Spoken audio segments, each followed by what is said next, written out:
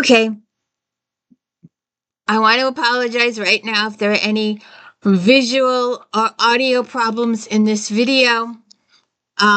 Take it up with Hewlett Packard and Best Buy.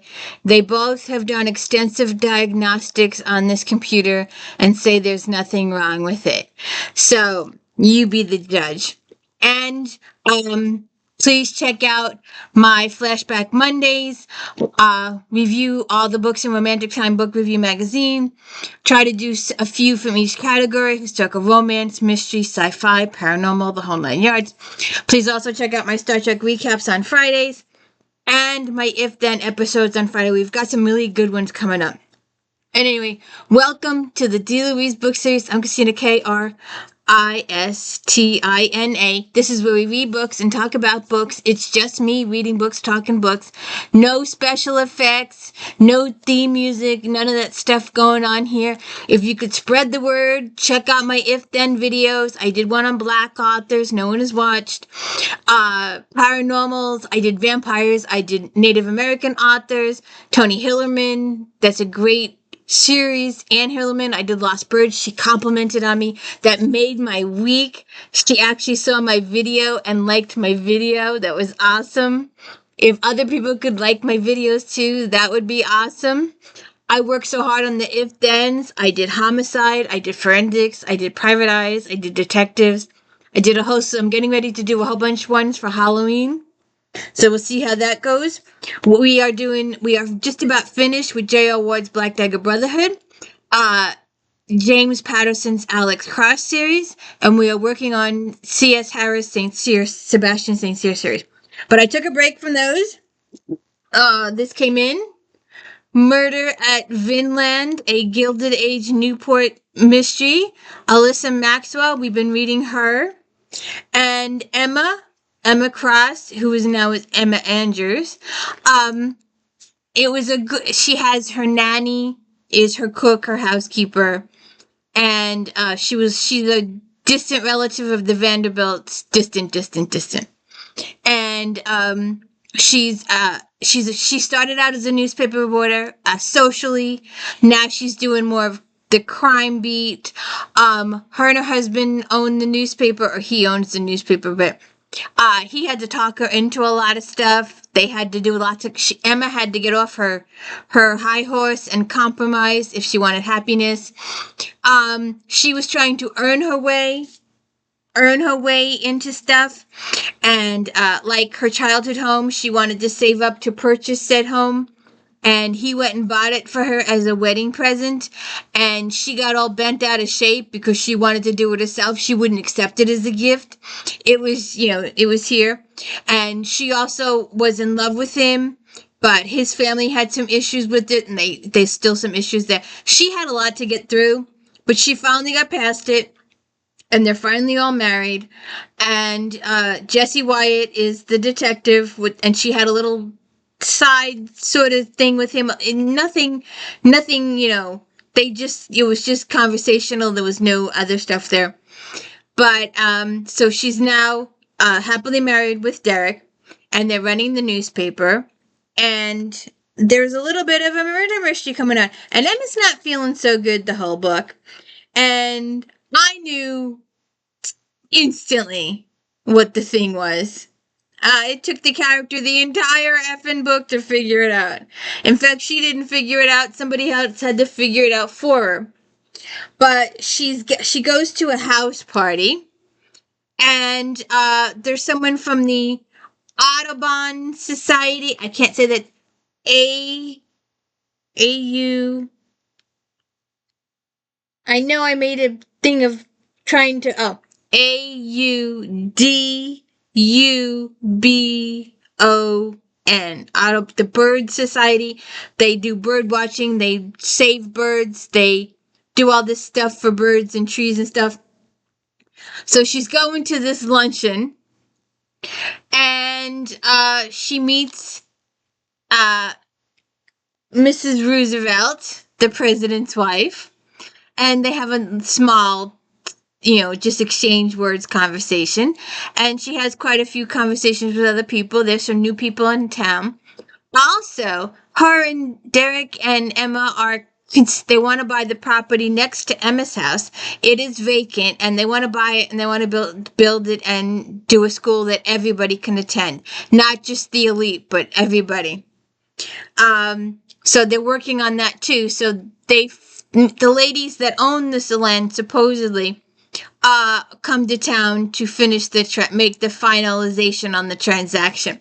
And Emma worries for a couple of chapters on whether or not they're going to go through with it or not. And then the murders start happening. Somebody is poisoning people, and the coroner doesn't know what it is they're testing. It's not arsenic. It's not the normal poisons, and it's a mysterious poison. It takes several chapters for almost towards the end of the book before they figure out what it is. And I'd never heard of it before, so it was interesting to learn that little piece of tidbit. So we do lose quite a few characters in this book. Emma gets in trouble. It reminds me a little bit of Sue Grafton sometimes. That she gets in these conundrums. You know, if you don't tell anybody where you're going and you go off to confront the murderer or you think is the murderer and you get in trouble and they hold a gun on you or they threaten your life or whatever. It's like Sue Grafton. If you read Kinsey Malone series, there are so many times that Kinsey gets in trouble, and if she'd only had a cell phone, she would have been okay. So Emma gets in trouble a couple of times. One of her friends is accused of the crimes and spends quite a considerable time in jail. So there's a lot going on in here. It's a really good book. It's an easy read. Spend an afternoon, sit down, curl up, get a cup of coffee, tea, and have a little reading. We meet some interesting people. Sometimes I've learned, I used to get carried away with some books it matters,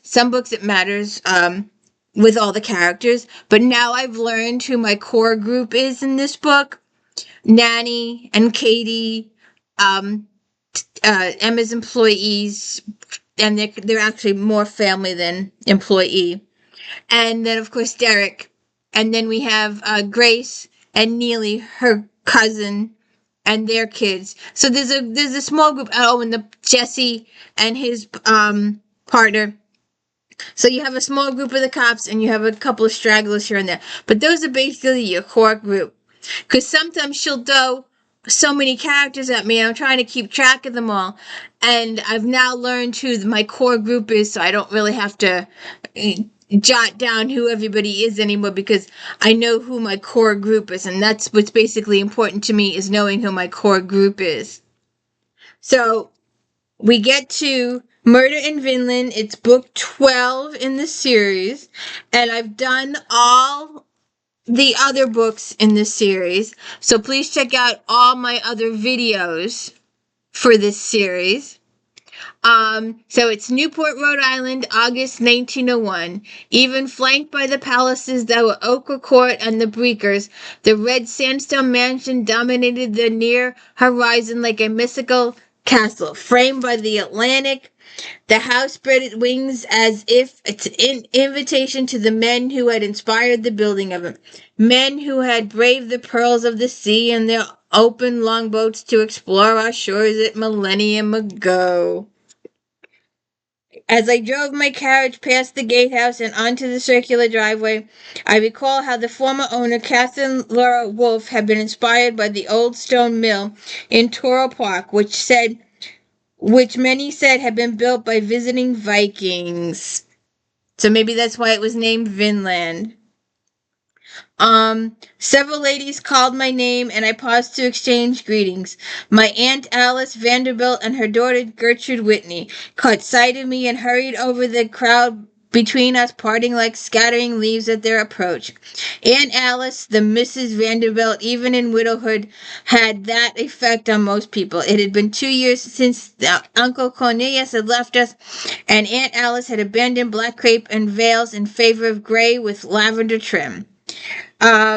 More familiar faces came into view. Caroline Astor leaning on the arm of her daughter, Miss Carrie Wilson, a stately Mary Wilson Golett, and perhaps the most welcome sight of all, Edith Wetmore, wife of U.S. Senator George Whitmore, and her daughter Maud. We had begun our friendship in the shakiest foundations, and Maud in particular had treated me with skepticism at best and suspicion at worst. And she has the luncheon, and they have the meeting of the Audubon Society.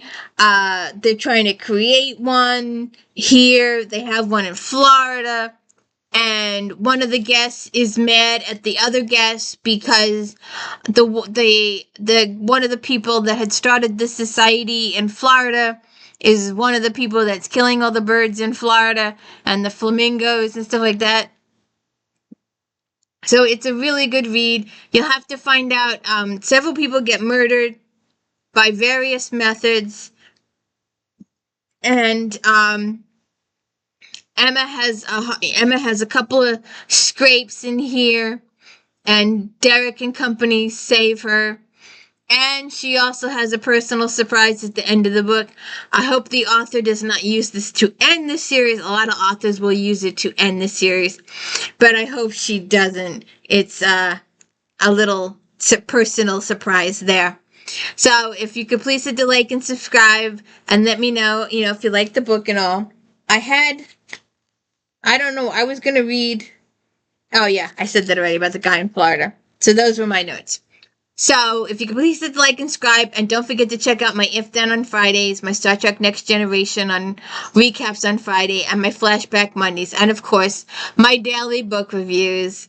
Thank you.